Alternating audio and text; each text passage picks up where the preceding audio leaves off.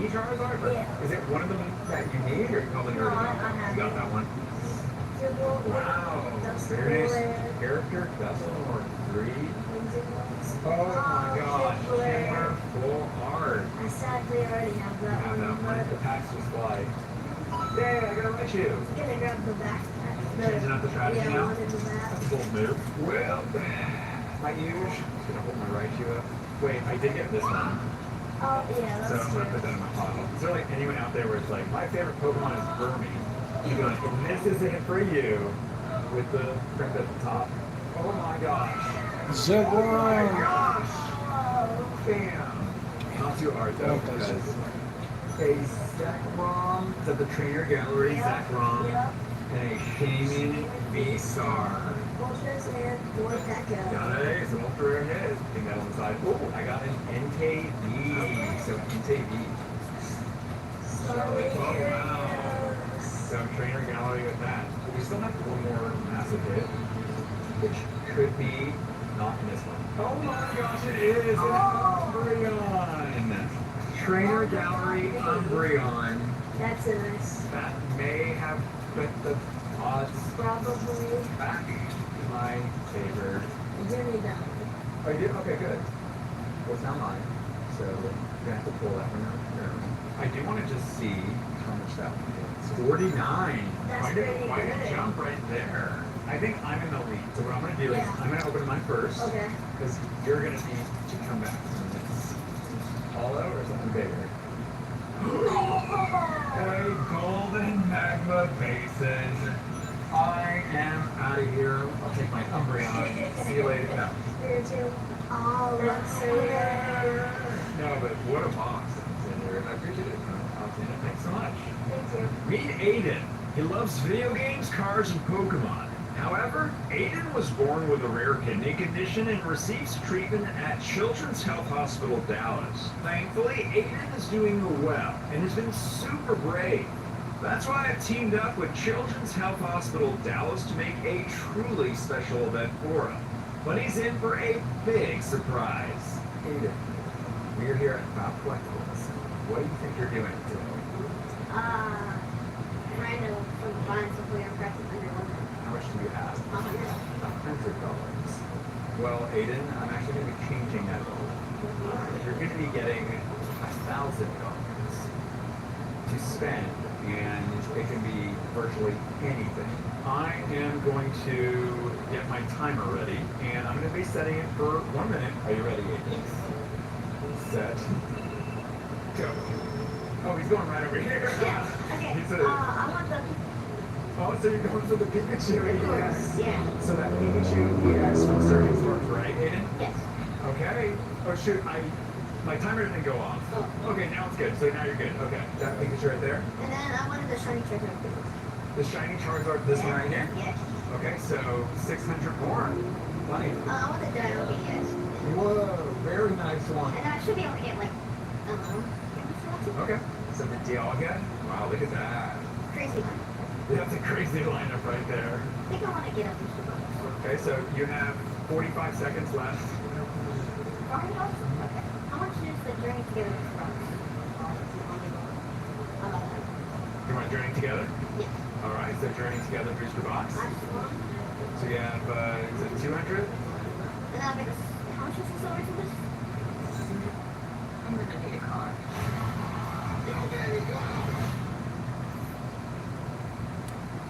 I used to run out of my liquid detergent so fast because it's mostly water.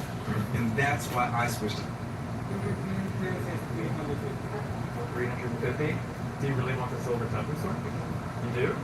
Oh, that's pretty adamant. Like, I like that. Okay, let's just throw that silver Tuffin in. And I think we have 10 seconds left. Would you like to set 151? Try to move Charizard that way. Let's try to do that. So let's get some 151. Time is up, but of course, let's get a few packs of 151. So we got the Dialga EX. Any particular reason why you went after the Dialga? Well, I've always wanted that was so cool. You know, so. And Yeah. when they make that anymore. They don't. Hey, keep your stuff in. They don't make cards like this at all anymore. And this is an older one as well, so that's a very special one. Of course, you wanted the Pikachu. Yeah. I always thought that the part was the artwork. And I haven't even pulled it myself. So now you've gotten that one up on me. And then of course you said Charizard's your favorite. What was the draw for like the Silver Tempest? Lugia. The Lugia. Here's your haul, Aiden. You got the Charizard. You got the Dialga. You got the Pikachu. And you're about to, of course, pull the Lugia. Right? Probably.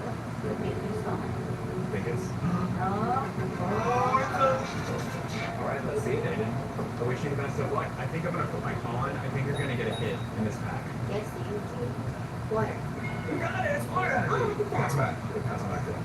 And it's a Flareon. So type in. There you go. Oh, no way! That's for you. As much as I'm excited. Thank you so much. Appreciate it. I actually have the Charizard with us. No way. Say the Charizard. What's that one? The Poliwrath? Yeah, correct. Nice. Oh. Um, That's the newest set that just came out today. Destin Rivals. And what else is in there? Ooh, more Destin Rivals. nice. Nose pass. And it's Magikarp. This is Magikarp. Oh, is there one more?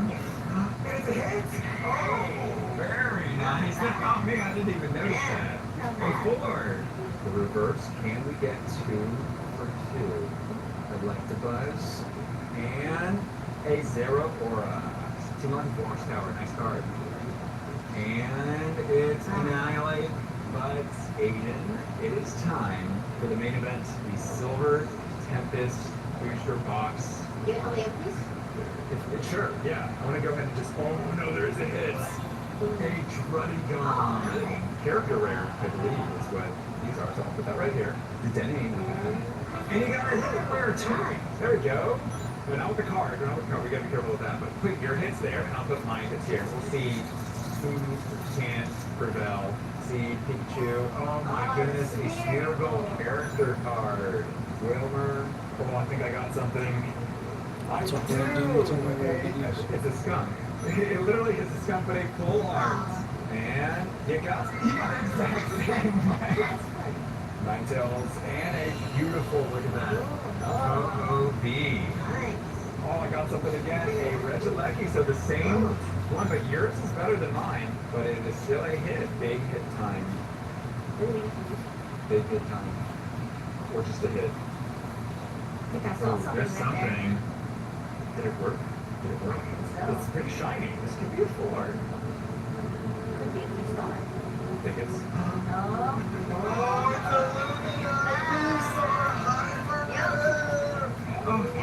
Wow! This is 25. Maybe if I get the gold Lugia, that would be pretty good. Oh, a Mawile V-Star. Ooh, you got, oh my goodness, a Calafi character card. Man, you're demolishing me, Aiden. Just down to a few packs left each. Oh my goodness, look at that. A Radiant Oh, Jirachi. nice. Radiance. I forgot Radiance Prince. Yeah, I forgot about those too. Oh, no way. A Sword and Shielder. Interesting large trainer card. James, you got something again. Amistar V Ultra Rare. It's not bad. Now it's definitely just victory lap on these cards. I think it's a Radiant. Oh, that's it. It is. A Radiant Tesserina. Everything that I get, you just like wow it. Wow's everything. Alright, and then last time. So your little drum roll. I mean, at this point, you can just walk all over me with how much of the great quote, but this has been a great box. So let's see it. Let's last pack magic. Guessing, and of course, I'm going to go psychic. Quick fight. Dang. You got it. Okay. Alter, Sunflora, Dedenne, Krogunk, Zorosis, Sumax, Elton, Fungus, Swablu, Chronoholographic. That's a hit. Yeah. All right, Aiden. Well, congrats on all the hits. Congrats on all the other hits that you got from those, the boxes. You got the Surging Sparks Pikachu. But again, Aiden, thank you so much for being here today. I really do appreciate it, man. Thank you. Thank you for the invite. Was Any in experience inappropriate? $1,000 Pokemon will get you, or won't get you, I mean.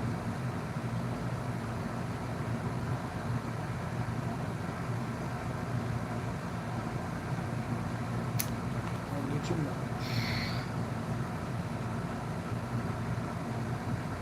For the next 3 hours, we'll journey together through timeless stories and simple truths that have brought comfort to millions of people across thousands of years.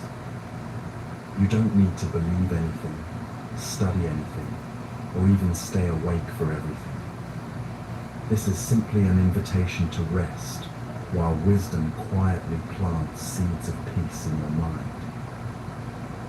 If it feels right, take a moment to get truly comfortable. Perhaps grab a soft blanket, dim your lights, and if you'd like to connect with our global community of peaceful hearts, share where in this beautiful world you're listening from.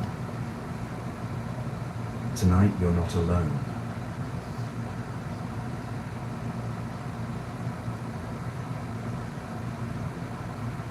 Let's begin with something that might surprise you. Buddhism isn't really a religion in the way most people think of religion. There's no God to worship, no commandments handed down from above, no heaven or hell waiting for you. Instead, Buddhism is more like a gentle science of the mind, a collection of observations about how our thoughts create our suffering, and simple practices that can bring us peace. Imagine Buddhism as a medicine cabinet filled with remedies for the aches and pains of daily life, not physical medicines, but tools for healing, worry, anxiety, anger, and that restless feeling that keeps so many of us awake at night. The beautiful thing is, you don't need to believe in anything supernatural to benefit from these tools.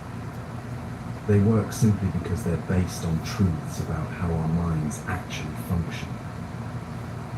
The story of how these insights came to be begins 2,500 years ago with a young prince named Siddhartha Gautama. Picture the most protected, privileged life you can imagine. Siddhartha lived in not one, but 3 magnificent palaces, each designed for a different season. His father, King Suddhodana, loved his son so deeply that he tried to shield him from every possible source of pain or discomfort. The prince wore only the finest silks, ate the most delicious foods, and was surrounded by musicians, dancers, and poets whose only job was to keep him entertained and happy. A white parasol was held over his head wherever he walked, protecting his skin from harsh sunlight or rain. Servants anticipated his every need before he even knew he had it. At 16, he married the beautiful Princess Yasodhara, and they had a son together. By every measure our world uses to define success, Siddhartha had it all. Yet something stirred within him, a quiet restlessness that all the luxury in the world couldn't touch. Have you ever felt this way? Perhaps you've had moments when you achieved something you thought would make you happy, got the job, bought the house, found the relationship, only to discover that the satisfaction faded quickly, leaving you wondering if there might be something more to life. In our modern world, we create our own versions of Siddhartha's palace. We surround ourselves with entertainment, social media, shopping, busy schedules, anything to avoid sitting quietly with the uncomfortable questions that life naturally brings. We tell ourselves that if we just work harder, earn more, find the perfect partner, get the right house in the right neighborhood, then we'll finally feel content. But like Siddhartha, many of us discover that external achievements, no matter how impressive, can't touch that deeper restlessness in our hearts. This is exactly what Siddhartha experienced, but magnified. He had everything, yet felt an inexplicable urge to understand the deeper truths of existence. Against his father's wishes, he decided to venture beyond the palace walls to see the real world. What happened next would change not only his life, but eventually touch millions of lives across centuries. On his first journey outside the palace, Siddhartha encountered an elderly man, bent with age, struggling to walk. This was the prince's first glimpse of old age. His chariot driver gently explained that this was the natural fate of all human beings, that everyone who lives long enough will experience the weakening of their body, the fading of their strength. On his second journey, he saw a person suffering from illness, writhing in pain. Again, his driver explained that sickness comes to all people, regardless of their wealth or status. On his third journey, he witnessed something that shook him to his core, a funeral procession. He learned that death was not something that happened to other people, in other places, but the inevitable end that awaits every living being, including himself, his beloved wife, his precious son. These sights didn't make Siddhartha depressed, though they certainly disturbed his peace. Instead, they awakened in him a profound compassion and an urgent question that burns in many hearts today. If everyone must face aging, sickness, and death, if everyone experiences disappointment, loss, and heartbreak, how can anyone find genuine peace and lasting happiness? Think about your own life for a moment. How much energy do you spend trying to avoid or deny these basic realities? How often do you lie awake at night worrying about your health, your loved ones, your future? How much of your stress comes from fighting against things you ultimately cannot control? On his fourth and final journey outside the palace, Siddhartha encountered something that offered hope, a wandering monk, someone who had given up material possessions in search of spiritual understanding. This monk's face radiated a peace that the prince had never seen, even among the wealthiest and most pampered people in his palace. The monk had very little in terms of worldly goods, yet seemed to possess something far more valuable, an inner contentment that didn't depend on external circumstances. That night, Siddhartha made a decision that would echo through history. He looked at his sleeping wife and child, knowing they would lack for nothing in his absence. He looked around at all the luxury that surrounded him, understanding that none of it could answer the questions burning in his heart. Then, in the quiet hours before dawn, he left everything behind. This wasn't a decision made from anger, disappointment, or failure.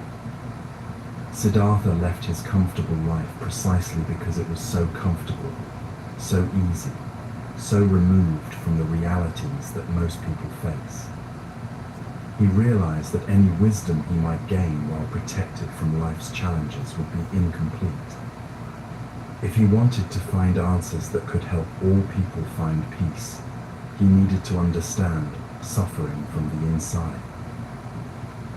For 6 years, Siddhartha wandered throughout India, learning from the greatest spiritual teachers of his time.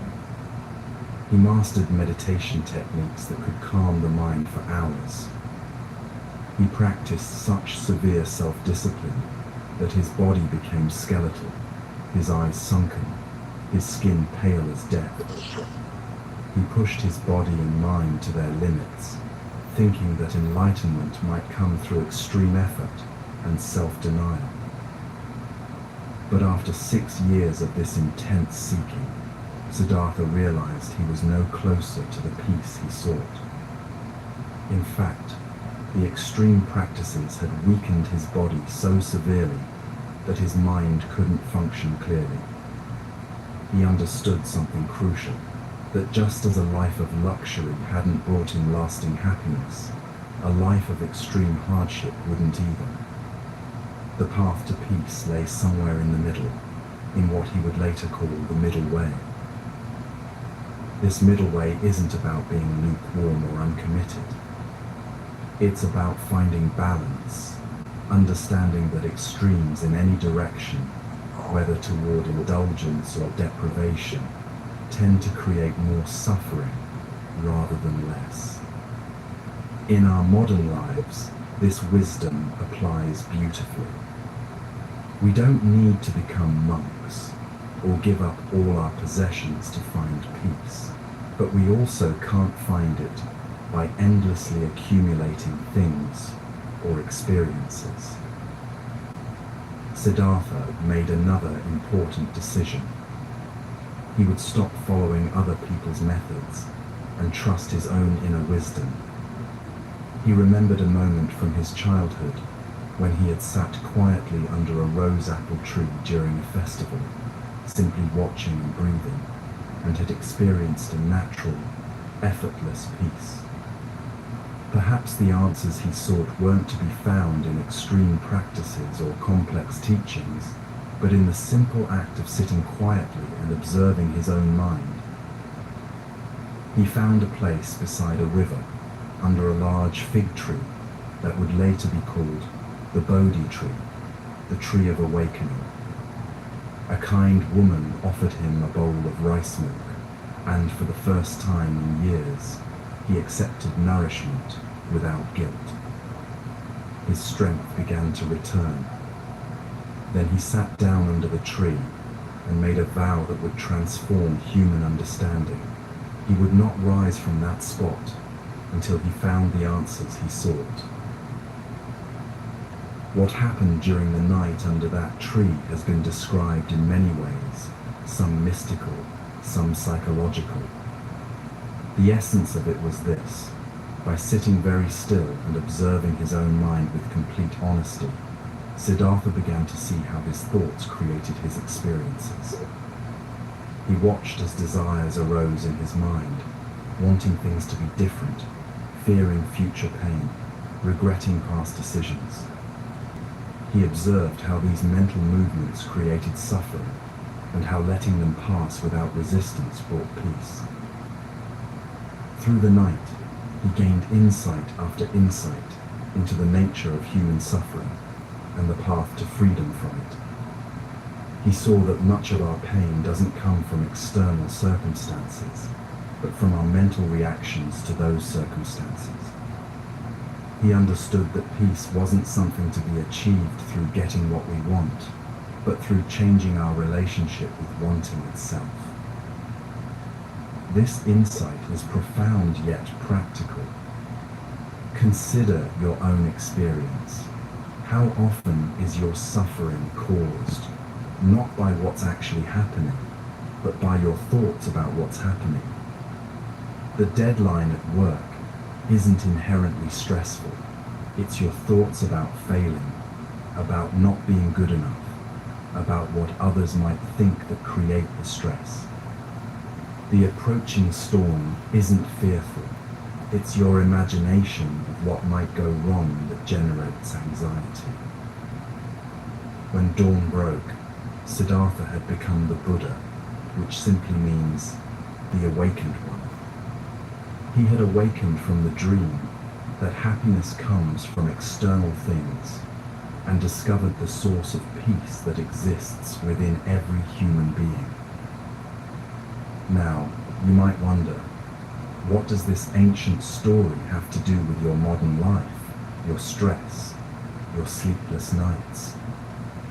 The connection is more direct than you might think. The same mental patterns that created suffering 2,500 years ago are still creating suffering today. We still chase after things we think will make us happy, then feel disappointed when they don't provide lasting satisfaction. We still worry about future problems that may never happen, and replay past mistakes that can't be changed. The beautiful truth that Buddha discovered is that this cycle of mental suffering is not our natural state. Just as a muddy glass of water will become clear when you stop stirring it, your mind can find its natural peace when you learn to stop stirring it with constant worry, wanting, and resistance to what is. Tonight, as you listen to these words, you're already practicing what Buddha discovered under that tree. You're sitting quietly, allowing your mind to rest from its usual busyness, giving yourself permission to simply be present without needing to accomplish anything or fix anything. This is the beginning of the path that Buddha walked, not a path away from life, but deeper into the peace that life naturally contains when we stop fighting it. The insights that came to Buddha under the Bodhi tree weren't complex philosophical theories. They were simple, practical observations about how the mind works and how peace can be found. These observations became the foundation of everything we'll explore together tonight. And the most beautiful part is that you don't need to sit under a tree for 6 years to benefit from it. Buddha did the hard work of discovery so that those who came after could find peace more gently, more gradually, in the midst of their ordinary lives.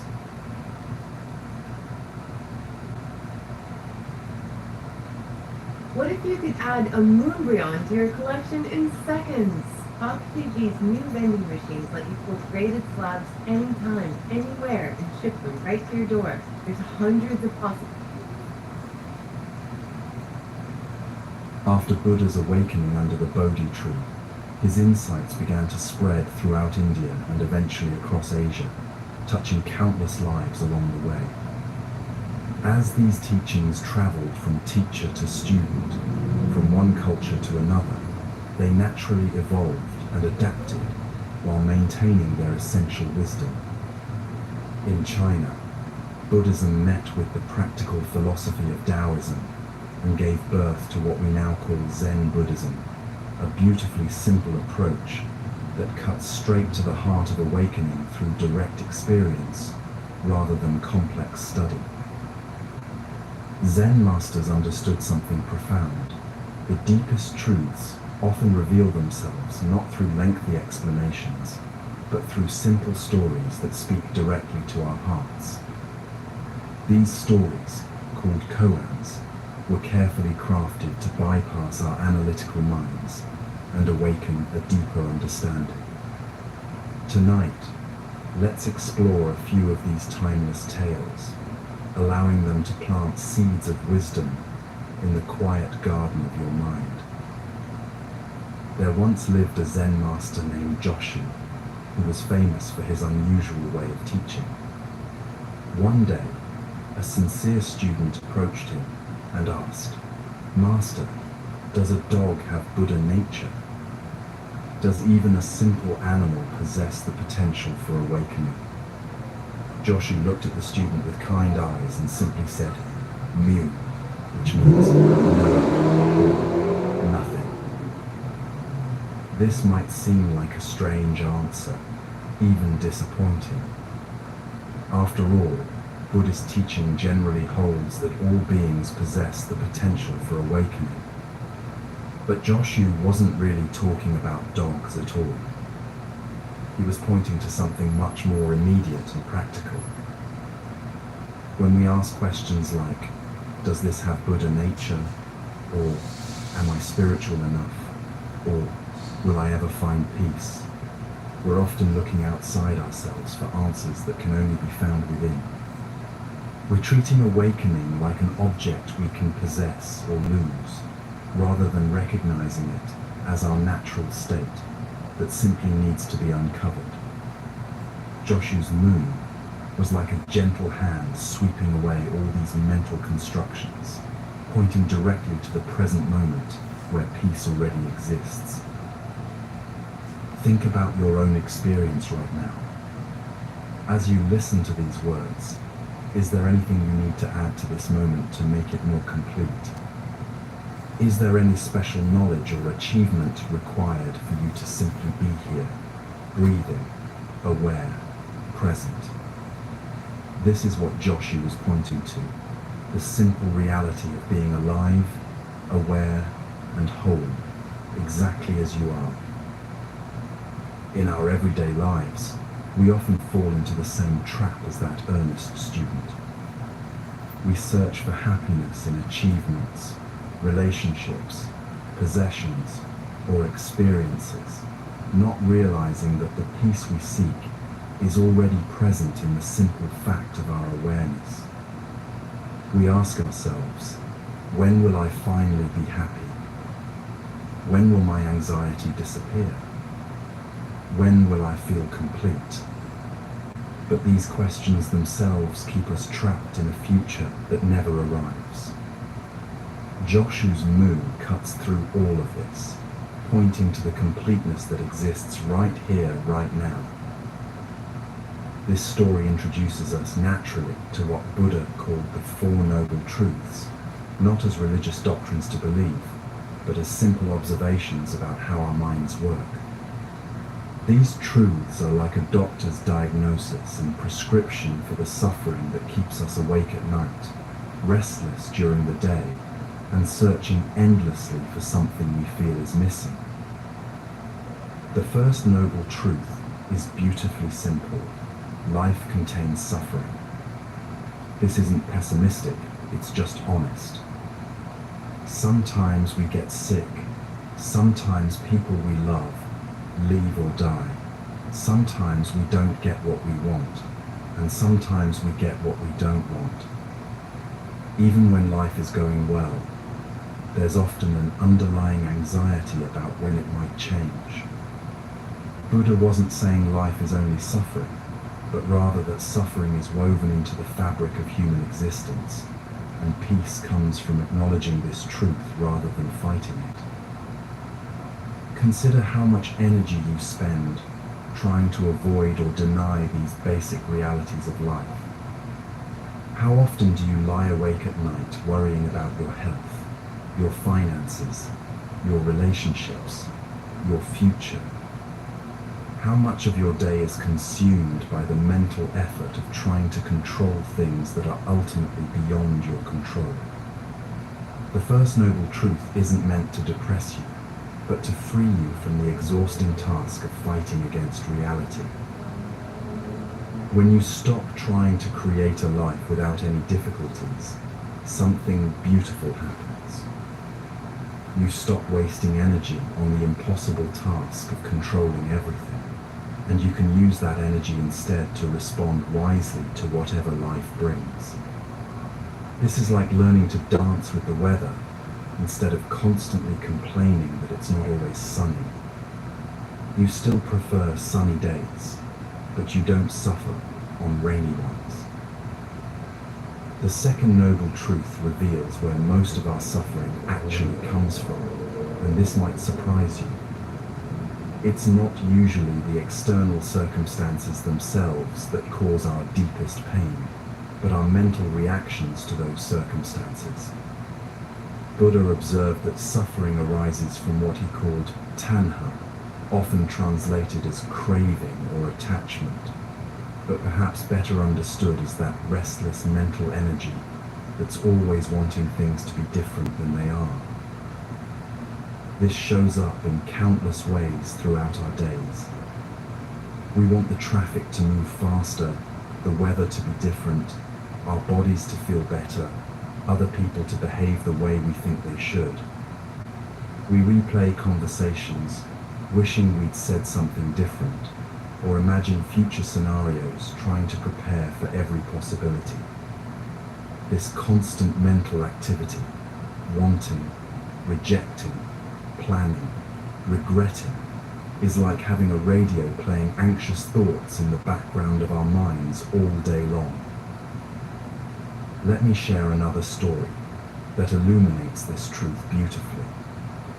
Two monks were traveling together when they came to a river where a young woman stood, unable to cross the swift current alone. The older monk, without hesitation, picked her up and carried her safely to the other side. The younger monk was shocked, as their monastery rules strictly forbade physical contact with women. But he said nothing out of respect for his teacher. They continued walking in silence for several hours. Finally, the younger monk could contain himself no longer. "Master," he said, "our vows forbid us to touch women, yet you carried that woman across the river. How can you justify breaking our sacred rules?" The older monk smiled gently and replied, "My friend, I set that woman down at the riverbank hours ago. You have been carrying her all this time." This story perfectly illustrates the second noble truth. The older monk responded to the situation with compassion and then let it go completely. The younger monk, however, carried the experience in his mind for hours, creating suffering through his mental resistance to what had already happened and could not be changed. How many moments of peace do we miss because we're mentally carrying experiences from the past or worrying about situations that haven't even occurred? We do this constantly in our daily lives. Someone says something that bothers us in the morning, and we replay it in our minds throughout the day, each repetition adding more emotional charge to the memory. We have a difficult conversation at work, and instead of letting it end when the conversation ends, we continue it in our heads for hours or even days. We carry these mental burdens like heavy stones in our backpacks, wondering why we feel so tired and stressed. This is where mindfulness begins to offer us freedom. Mindfulness is simply the practice of noticing what's actually happening in this moment, rather than being lost in our mental commentary about what's happening. It's like waking up from a dream where you thought you were being chased by a tiger, only to realize you're safe in your own bed. The relief comes not from fighting the tiger, but from recognizing it was never really there. The third noble truth offers us hope. It's possible to end this unnecessary suffering. Not by changing all our external circumstances, which is often impossible, but by changing our relationship to our circumstances. Buddha called this state of freedom nirvana, which literally means extinguishing or blowing out. What gets extinguished is not our life or our personality, but the mental fire of constant wanting, rejecting, and resistance that burns through our days. You might think this sounds too good to be true, or worry that letting go of wanting would make you passive or unmotivated. But the opposite is actually what happens. When you're not wasting energy on mental resistance and endless wanting, you have much more energy available for responding wisely and compassionately to life. You can still have preferences and work toward goals, but you hold them lightly without the desperate attachment that creates suffering. Think of a skilled athlete in the flow of their sport. They want to perform well, but they're not tense or desperate about it. They're fully engaged, yet relaxed, focused, yet flexible. This is what life becomes like when we learn to hold our desires and goals with this kind of gentle attention rather than anxious grasping. The fourth noble truth is the most practical. There's a path that leads to this freedom, and anyone can walk it. Buddha called it the Noble Eightfold Path, but don't let the formal name intimidate you. It's simply a description of how to live in a way that naturally reduces suffering and increases peace. Tonight, we'll focus on the aspects that can bring immediate relief to your mind and heart. Let me share one more story that shows how simple and immediate this path can be. A famous Zen master named Bankei was giving a talk when a priest from another school started disrupting the gathering, shouting arguments and trying to prove his own superiority. The other students became angry and wanted to throw the disruptor out, but Bankei raised his hand for silence. "Thank you for coming," Bankei said to the disruptive priest. "You are helping everyone here understand something important. You see, when you speak with anger, everyone can hear the anger in your voice. When I speak with peace, everyone can hear the peace. We don't need complicated philosophies or special techniques. The quality of our mind shows itself naturally in everything we do." The priest fell silent, and something in his expression softened. He had come to argue about complex philosophical points, but Bankei had pointed to something so simple and immediate that argument became impossible. The quality of our inner state naturally expresses itself through our words, actions, and presence. This is why working with our minds is not selfish. It's one of the greatest gifts we can offer to everyone around us.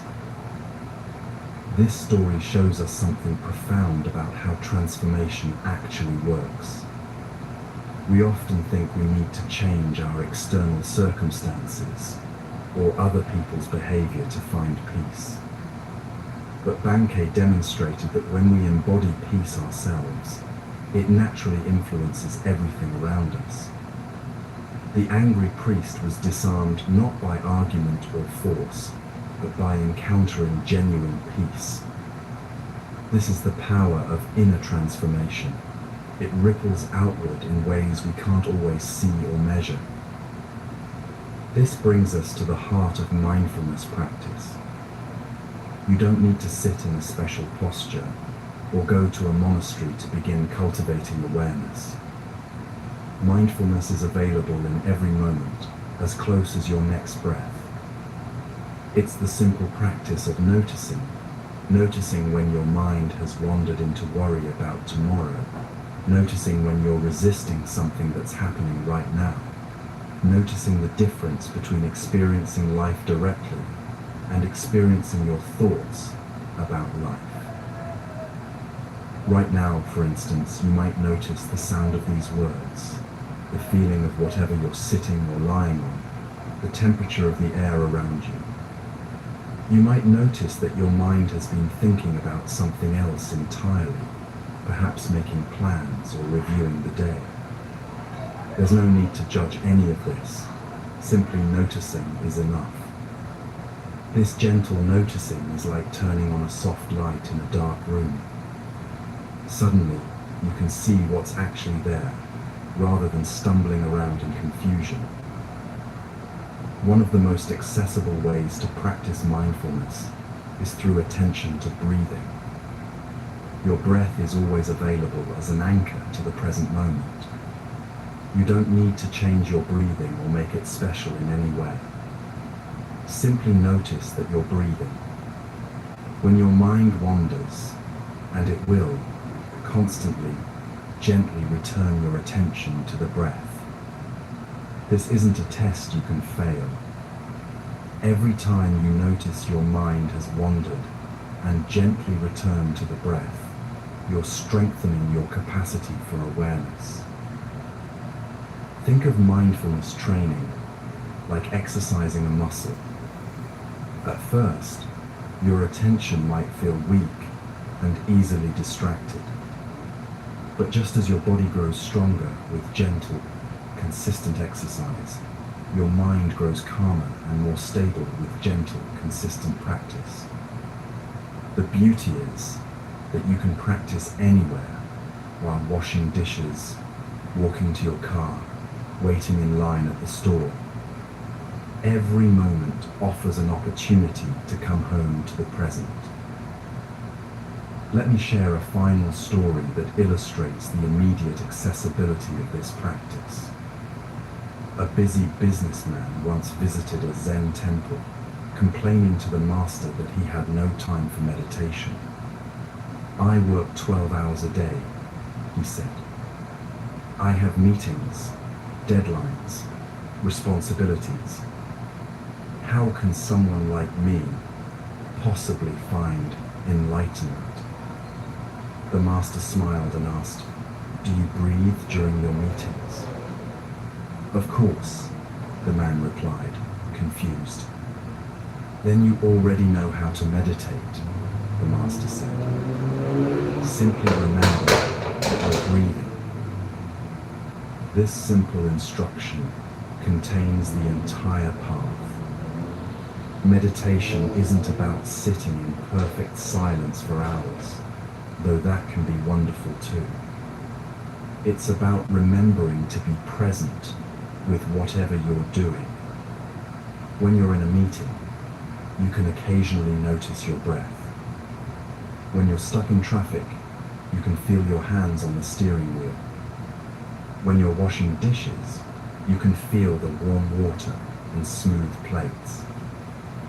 This is mindfulness in action. As you develop this capacity for mindful awareness, you begin to see more clearly how your thoughts and emotions arise and pass away. You notice that even strong emotions, when observed with gentle attention rather than resistance, tend to move through you like weather moving through the sky. They come, they peak, and they naturally dissolve when you don't feed them with additional mental stories. This doesn't mean you become emotionally numb or disconnected. Rather, you develop what Zen calls non-attachment. You can feel your emotions fully without being overwhelmed by them. You can experience sadness without being consumed by it, anger without being controlled by it, fear without being paralyzed by it. This is true emotional intelligence, not the absence of feeling, but the wisdom to feel without losing your balance. The stories we've explored tonight all point to the same essential truth. Peace is not something you need to create or achieve. It's not hidden in some distant future when your life finally becomes